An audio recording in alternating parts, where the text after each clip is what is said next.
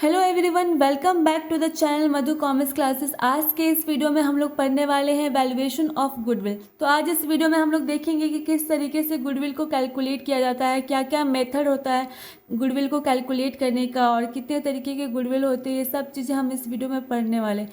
साथ ही साथ हम जो है क्वेश्चन भी करेंगे। तो और इससे पहले मैं एक वीडियो बनाई हूँ जिसमें मैंने बताया था कि सेक्रीफाइसिंग रेशो किस तरीके से कैलकुलेट किया जाता है, गेनिंग रेशो किस तरीके से कैलकुलेट किया जाता है। अगर अभी तक आप उस वीडियो को नहीं देखे तो जाके सबसे पहले उस वीडियो को देख के आइए। आज इस वीडियो में हम लोग जो है पढ़ने वाले हैं, जो मैंने बता दिया है। तो वीडियो को स्टार्ट करते हैं। देखिए, सबसे पहले हम लोग पढ़ेंगे कि गुडविल क्या होता है। गुडविल का मतलब होता है गुड रेपुटेशन, गुड इमेज।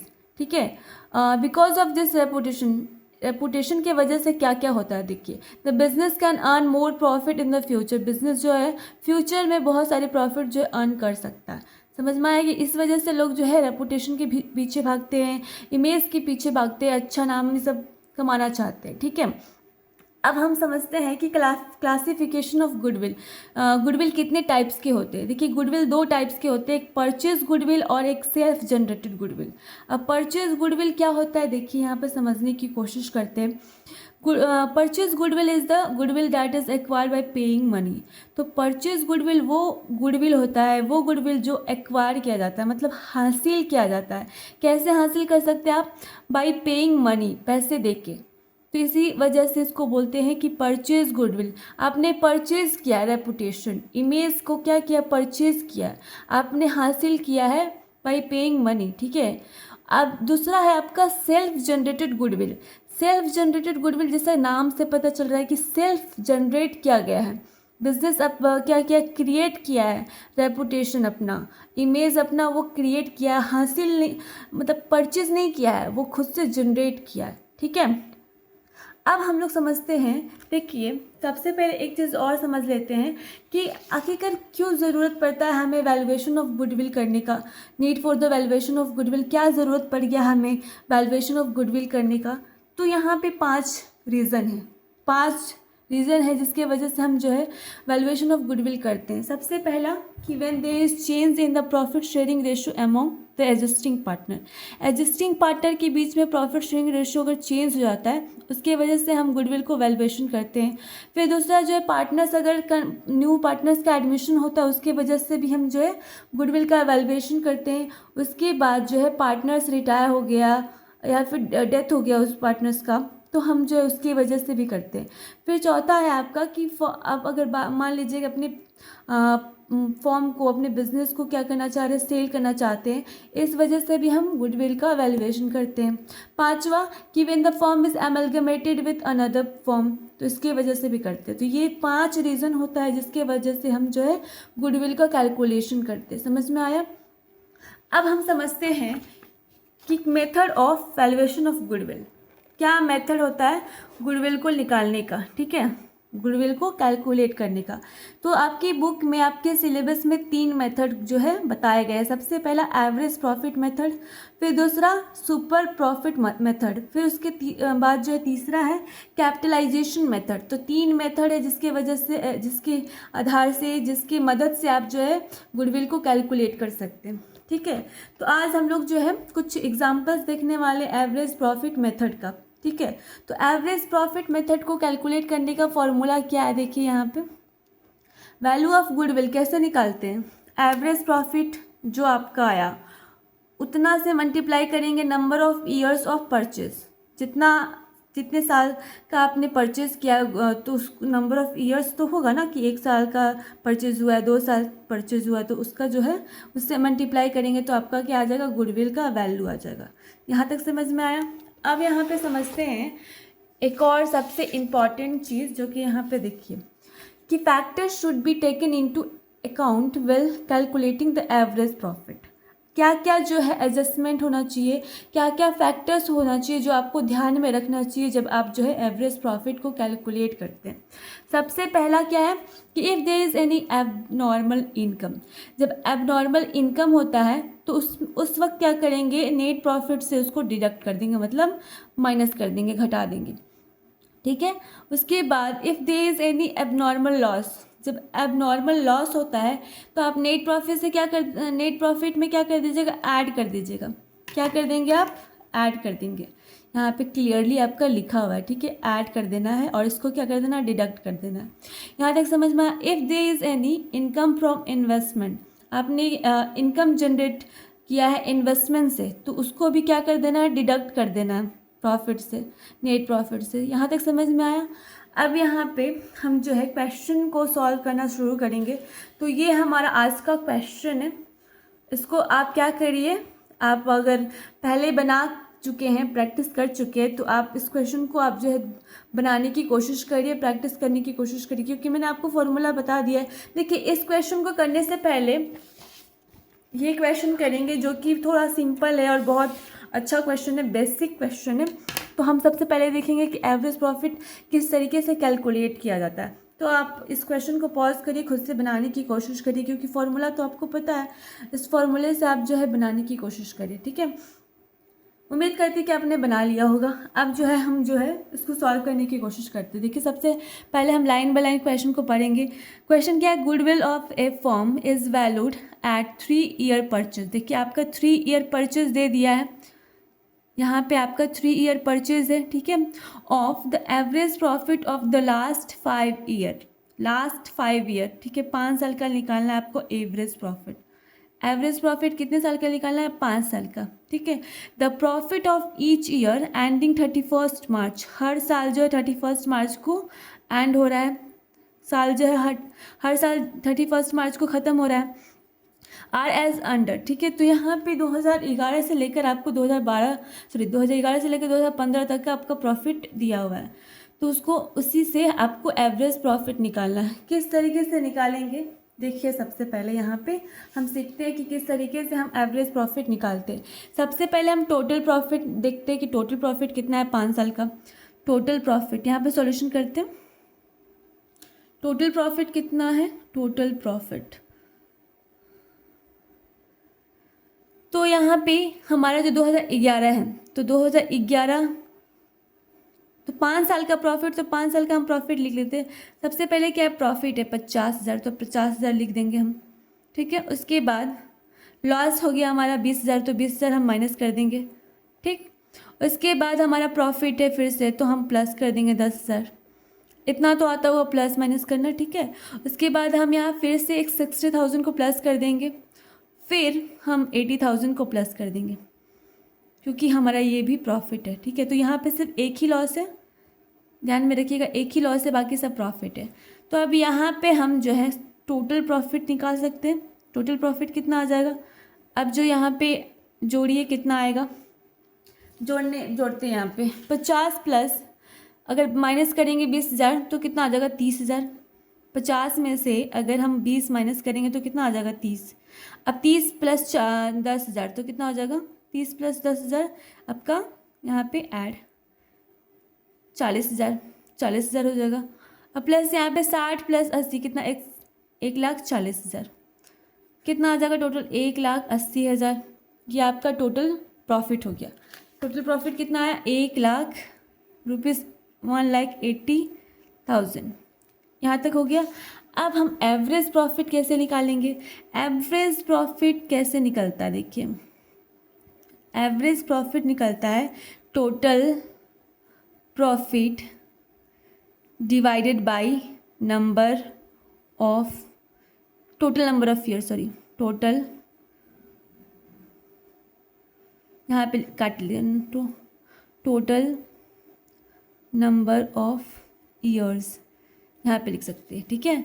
तो यहाँ पे टोटल प्रॉफिट कितना है, ₹1,80,000, और टोटल नंबर ऑफ ईयर्स कितना दिया हुआ है आपका 5 दिया हुआ है, तो यहाँ पे 5 लिख देंगे। अब डिवाइड करेंगे तो कितना आएगा, यहाँ पे 5 3 15 और प्लस यहाँ पे 30 बच गया, तो 36,000 हमारा कितना आ गया, एवरेज प्रॉफिट आ गया। यहाँ तक हो गया। अब यहाँ पे समझने की कोशिश करते हैं कि किस तरीके से जो है हम जो है गुडविल निकाल सकते हैं। तो गुडविल का फॉर्मूला आपको बताया गया था। गुडविल का फॉर्मूला क्या था, वैल्यू ऑफ गुडविल। किस तरीके से आप फॉर्मूला क्या था, एवरेज प्रॉफिट मल्टीप्लाई नंबर, इस तरीके से लिख सकते हैं नंबर को, नंबर ऑफ ईयर्स परचेज्ड। ये फॉर्मूला था आपका, ये फॉर्मूला था, याद है। अब यहाँ पे एवरेज प्रॉफिट कितना है, 36,000, 36,000 यहाँ पे लिख देंगे। मल्टीप्लाई नंबर ऑफ ईयर्स कितना दिया है देखिए, 3 ईयर्स परचेज। तो यहाँ पे नंबर ऑफ ईयर्स परचेज आपको पता चल गया 3। तो यहाँ पे हम मल्टीप्लाई करेंगे तो कितना आएगा, 0 0 0, 18 की 8, यहाँ पे 9 1 10, तो 1,08,000 हो गया। ये हमारा वैल्यूएशन ऑफ गुडविल है। गुडविल का वैल्यू कितना आ गया, 1,08,000। यहाँ इस तरीके से ये बेसिक क्वेश्चन है, आपको मैंने समझाने के लिए किया था कि किस तरीके से एवरेज प्रॉफिट निकाला जाता है बेसिक तरीके से, ठीक है। अब हम समझते हैं, अब वो क्वेश्चन की बात करते हैं, क्वेश्चन जो थोड़ा सा टफ है, ये क्वेश्चन की बात करते हैं। ये थोड़ा टफ क्वेश्चन है और ये क्वेश्चन मैंने इसी फैक्टर के ऊपर लिया है ताकि आपको समझ में आ जाए कि ये फैक्टर किस तरीके से बताया गया है, किस तरीके से काम करता है, ठीक। अभी क्वेश्चन आप देखिए, क्वेश्चन आपका जो है पूरा स्क्रीन पर दिख रहा होगा, बाकी के क्वेश्चन नीचे हैं। तो ये हमारा पूरा क्वेश्चन है। इस क्वेश्चन को आप खुद से बनाने की कोशिश करिए, क्योंकि मैंने आपको बेसिक क्वेश्चन बता दिया, किस तरीके से बनता है, प्लस आपको जो है ये भी बता दिया कि किस तरीके से ये फैक्टर जो आपको ध्यान में रखना है जब आप ये क्वेश्चन को बनाते हैं, ठीक है। तो अब उम्मीद करते हैं कि आप जो है क्वेश्चन को बना लिए होंगे। अब जो है हम खुद से बनाने की कोशिश करते हैं। अब मैं सॉल्व करने की कोशिश करती हूँ, ठीक है। अब यहाँ पे देखिए कि Meena purchase semi is business from 1 April. Meena purchase कर रहा सीमी का बिजनेस। यहाँ ध्यान में रहे, मीना परचेज कर रहा है सीमी का बिजनेस, ठीक है। यहाँ पे ई लाइन को बहुत अच्छे से ध्यान में रखिएगा। फ्रॉम 1 अप्रैल 2015 को, ठीक। The profit disclosed by Siemens business for the last 3 years were as follows. तो 3 साल जो है प्रॉफिट डिस्क्लोज किया गया है, 3 साल का। तो सबसे पहला जो है ईयर एंडिंग 31 मार्च 2013, 40,000 यहाँ पे including N abnormal gain of 5,000। Abnormal gain के केस में हम क्या करते हैं, एबनॉर्मल इनकम बताया था ना कि नेट प्रॉफिट से डिडक्ट होता है। तो हम इस चीज़ को बनाने पढ़ते के साथ साथ बनाने भी शुरू करते हैं। तो यहाँ पे सबसे पहले टेबल बना लेते हैं, यहाँ पे लिखते हैं, टेबल बना लेते हैं सबसे पहले इस तरीके से, प्लस यहाँ पे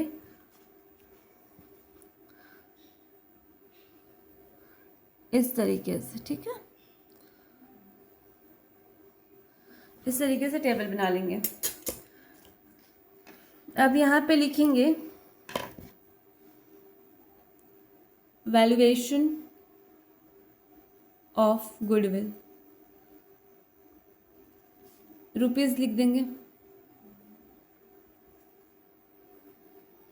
ठीक। अब यहाँ पे सॉल्व करने की कोशिश करते हैं इसको।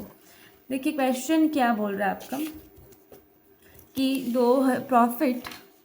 Profit for the year ended 31 मार्च 2013 40,000, ठीक है। तो यहाँ पे हम लिखते हैं कि प्रॉफिट फॉर द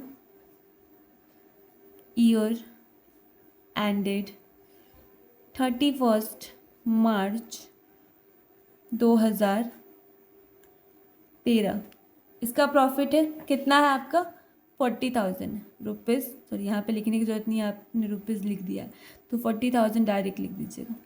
अब यहाँ पे बोल रहा है कि including N abnormal gain of ₹5,000। अब यहाँ पे एबनॉर्मल जब गेन होता, एबनॉर्मल गेन मतलब इनकम, ठीक है। गेन का मतलब क्या होता है, इनकम। डिडक्ट करना है आपको नेट प्रॉफिट से, तो नेट प्रॉफिट आपका 40,000, इससे क्या कर देना है, डिडक्ट करना मतलब माइनस करना है। तो लेस कर देंगे हम एबनॉर्मल गेन को, कितना 5,000। तो अब जो आएगा हम यहाँ पे अमाउंट वाले कॉलम में नेट लिख देंगे, कितना आ जाएगा 35,000 माइनस करने के बाद, ठीक है। यहाँ तक समझ में आया, उम्मीद करते समझ में आ गया होगा। अब देखिए हमारा दूसरा क्या है कि profit for the year ended 31 मार्च 2014 50,000। तो यहाँ पे लिखेंगे, देखिए 1 2 profit for the year ended 31 मार्च 2014 कितना 50,000।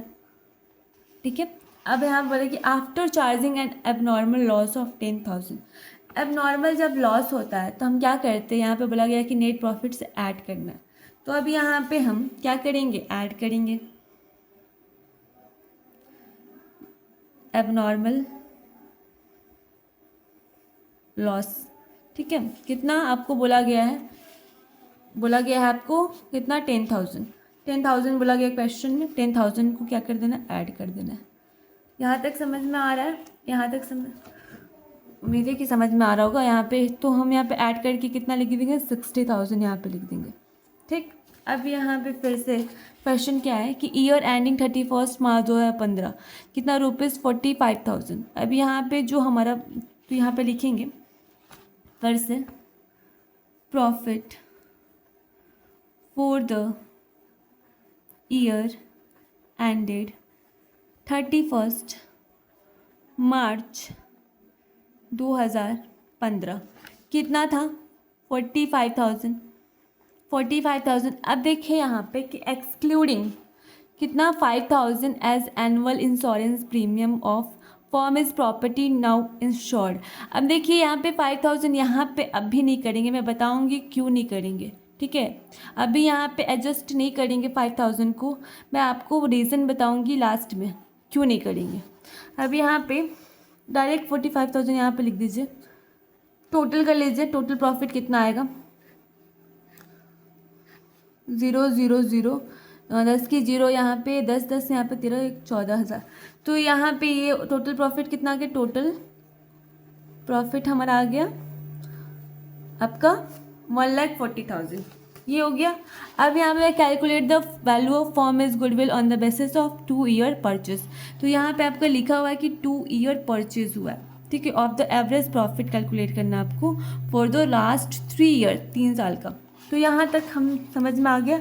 अब हम एवरेज प्रॉफिट कैलकुलेट करते कि एवरेज प्रॉफिट कैसे निकालें, एवरेज प्रॉफिट किस तरीके से जो है कैलकुलेट करते हैं। तो यहाँ पे आप जो लिखेंगे हमारा टोटल प्रॉफिट, एवरेज प्रॉफिट मतलब total profit divided by total number of years. तो कितना है हमारा 1,40,000 है।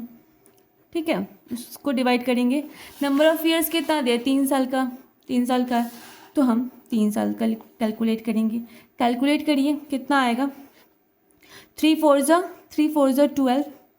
यहाँ पे कैलकुलेट करते, कैलकुलेट करेंगे तो कितना आना चाहिए, देखिए यहाँ पे 1,40,000। 3 4 ज़ा 12 और प्लस 20 को हम 6 से करेंगे तो 18 में से फिर 2, फिर 6 जाएगा, फिर 6 जाएगा, तो फिर 6, तो इतना चल जाएगा 46,667 हो जाएगा लास्ट में। तो ये हमारा अप्रोक्स इतना अमाउंट आएगा। ठीक है, तो इसको काटने के बाद हमारा कितना आने वाला है, 46,670, मतलब 46,667। तो ये हमारा अप्रोक्स इतना आएगा। तो एवरेज प्रॉफिट कितना आ गया, इतना। अब देखिए इससे अब हमको माइनस करना है, क्या, 5,000 एज एनुअल इंश्योरेंस प्रीमियम।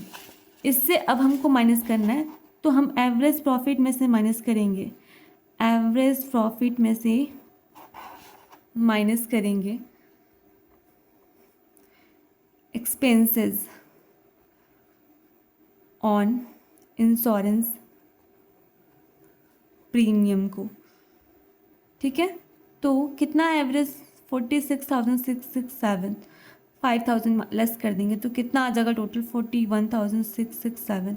अब देखिए यहाँ पे हम जो है एवरेज प्रॉफिट से क्यों माइनस किए, हम जो है उसी साल जो है क्यों माइनस नहीं कर दिए, वो रीज़न ये क्यों कि आपका देखिए जैसे हम सबसे पहले क्या, एबनॉर्मल इनकम हो गया, एबनॉर्मल लॉस हो रहा है, तो ये आपका उसी साल हो रहा है, आपके फ्यूचर में कंटिन्यू नहीं हो रहा है। लेकिन इंश्योरेंस प्रीमियम क्या है कि आपका हर साल जो ये कटेगा, इंश्योरेंस प्रीमियम है आपका हर साल कटने वाला है। इस वजह से हम जो है इसको देखिए हमेशा ध्यान रखिएगा कि इंश्योरेंस प्रीमियम होता है अगर हर साल कटेगा, इन फ्यूचर में भी वो कटने वाला है, तो इसको ऑलवेज जो है एवरेज प्रॉफिट से, ऑलवेज एवरेज प्रॉफिट से क्या कर देंगे, लेस करेंगे।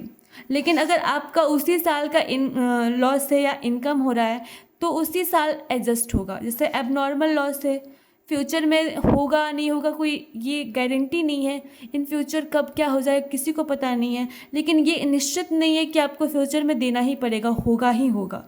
तो इस वजह से हम उसी साल को क्या कर देंगे, उसी साल एडजस्ट कर देंगे, एडजस्टेड इन रिलेटेड ईयर। उस इसी तरीके से इसका भी हम रिलेटेड ईयर में क्या कर देंगे, एडजस्ट करेंगे, रिलेटेड ईयर एडजस्टेड। तो समझ में आया, ये बहुत बड़ा कन्फ्यूज़न होता है। उम्मीद करते हैं कि आपका ये कन्फ्यूज़न दूर हो गया होगा कि एवरेज प्रॉफिट से हम क्यों लेस किए इंश्योरेंस प्रीमियम को, क्योंकि इन फ्यूचर भी हमको ये देना पड़ेगा, हर साल जो है इसको देना पड़ेगा फ्यूचर में। इस वजह से हम एवरेज प्रॉफिट में क्या कर रहे हैं, इसको लेस कर रहे हैं। हम अगर उसी साल अगर मुझे इनकम हो रहा है या फिर गेन हो रहा है तो उसी साल जो है हम करेंगे एडजस्ट, लेकिन हमको फ्यूचर में भी करना पड़ेगा, तब हम जो है एवरेज प्रॉफिट से करेंगे। तो यहाँ तक समझ में आया होगा, उम्मीद करते ये बहुत बड़ा कन्फ्यूज़न था, उम्मीद करते कि आप लोग का क्लियर हो जाएगा। देखिए 41,667 ये हमारा जो है टोटल प्रॉफिट मतलब एवरेज प्रॉफिट आ गया। अब यहाँ पे हमको वैल्यूएशन ऑफ गुडविल करना है, वैल्यूएशन ऑफ गुडविल निकालना है।